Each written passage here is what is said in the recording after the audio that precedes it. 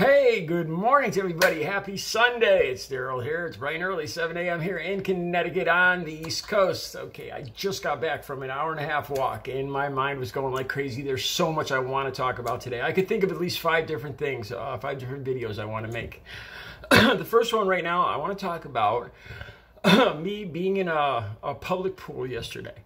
I was reading a book, and there were a lot of Spanish-speaking people around me. I want to talk about that. Also, a big thing is the census numbers that just came out that revealed that for the first time, Caucasian Americans have decreased, and there's been an increase in Asian Americans, Hispanic Americans, and African Americans. And I know this has got to be absolutely terrifying the right.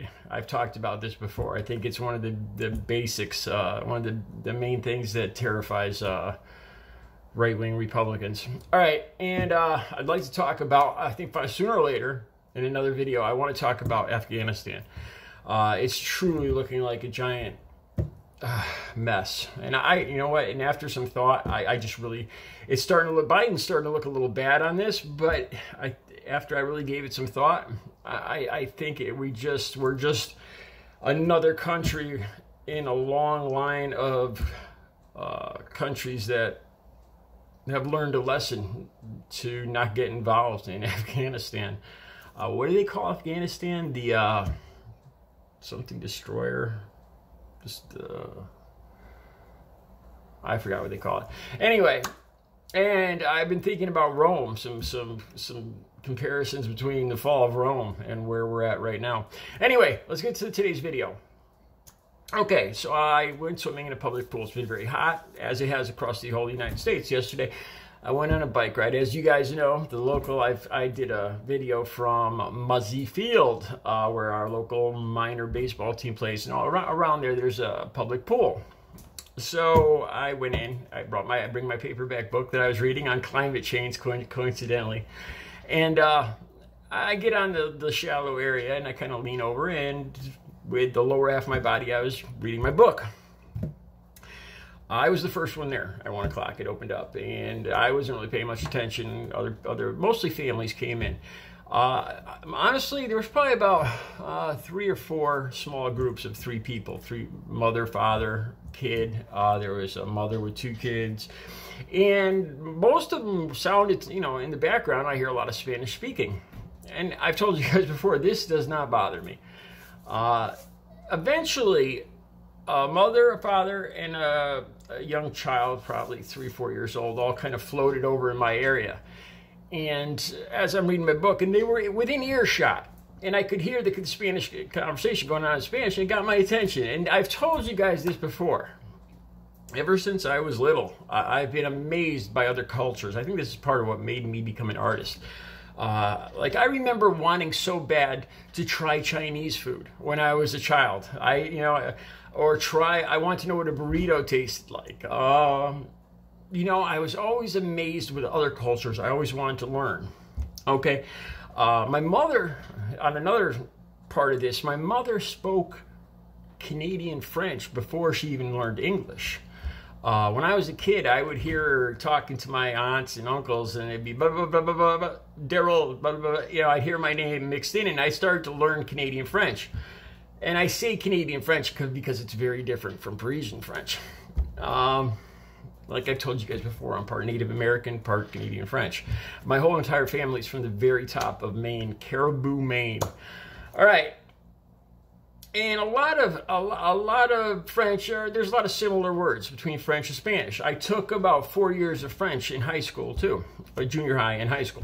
Okay, so the conversation is close to me. So instead of being annoyed or wondering if they're talking about me, that never happens to me. I never wonder if they're talking about me.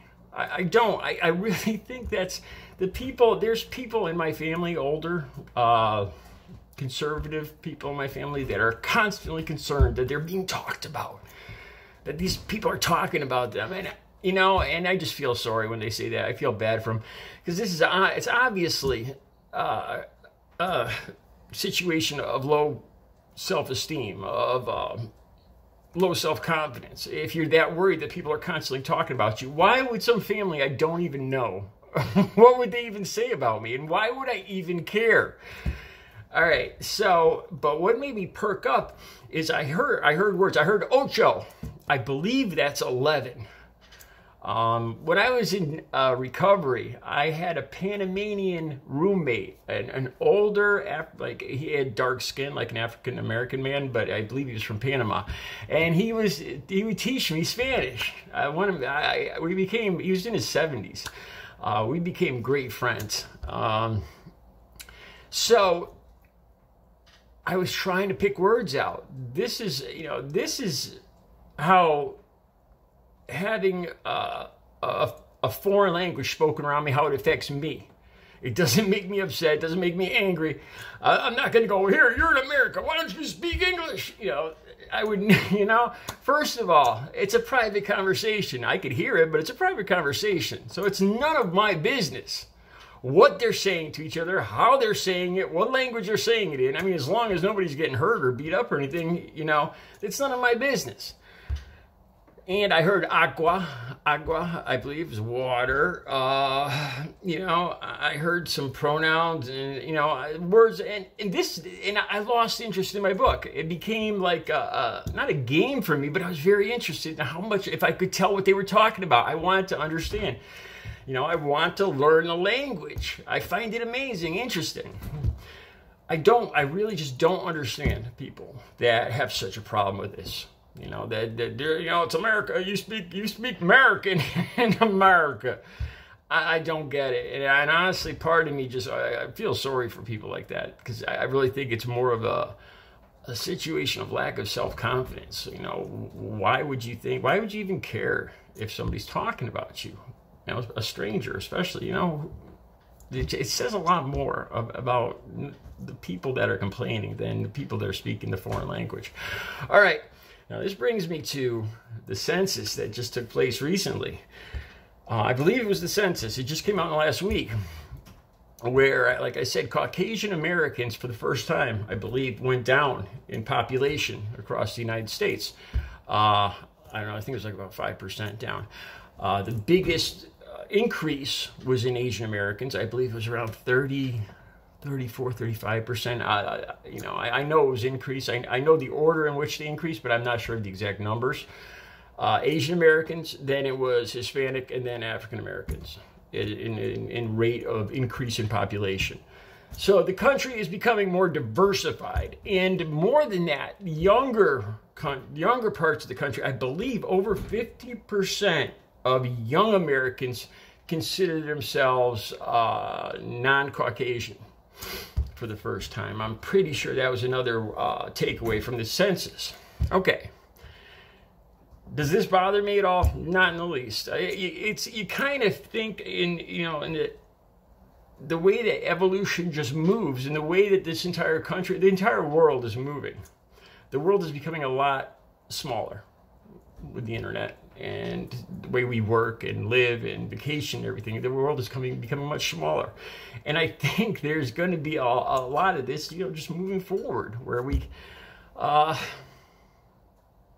just become a lot more accustomed to other people's languages and cultures and everything. And I think it's a great thing. And I think it's just part of the way that evolution is going to move forward. Of course, and here's the thing too. In this census, what are they talking about? They're talking about skin color, basically, right? That Caucasian went down, Asian.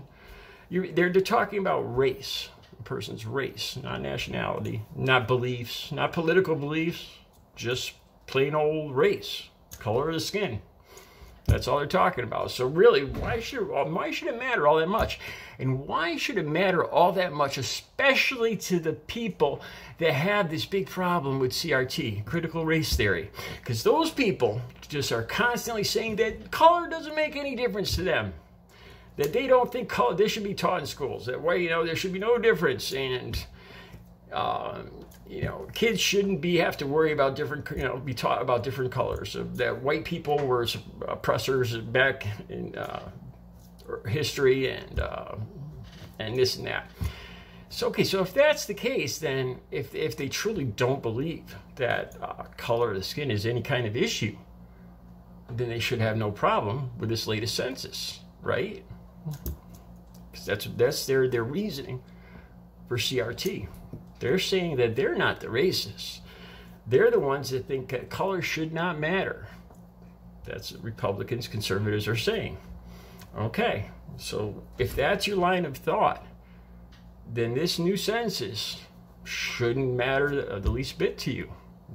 Shouldn't even concern you, because it's about is the color of people's skin and how many more people have one and how many less people have another. So overall, it's not about politics. You know, you can't discern somebody's politics from their skin color. So it really shouldn't matter, but I have a feeling it's gonna. All right, those are just some thoughts. I've got so much more I want to talk about. I usually don't talk about stuff like Afghanistan, but it's really starting to look like, to me, it's starting to look like Saigon. I hate to say that. All right, I'll be back with another video later today. You guys have a great Sunday.